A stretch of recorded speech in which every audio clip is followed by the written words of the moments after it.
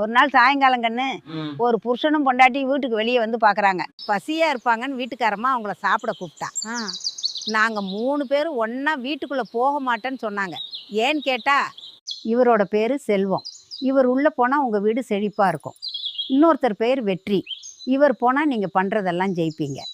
நான் அன்பு. நான் உள்ளே போனால் எப்பயுமே உங்கள் வீட்டில் அன்பு இருக்கும்.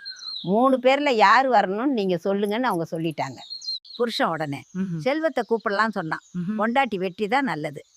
2 பேரும் கொஞ்ச நேரம் அமைதியாக யோசிச்சாங்க. பொண்டாட்டி வெளியே வந்து உங்கள் 3 பேரில் அன்பு யார் உள்ளே வாங்கன்னு சொன்னா. அன்பு உடனே எந்திரிச்சு வீட்டுக்குள்ளே போனார். ஆச்சரியம் என்னென்னா செல்வமோ வெற்றியும் கூடவே வந்தாங்க. அவள் கேட்டா, நீங்கள் 3 பேர் ஒன்றா வரமாட்டேன்னு சொன்னீங்க.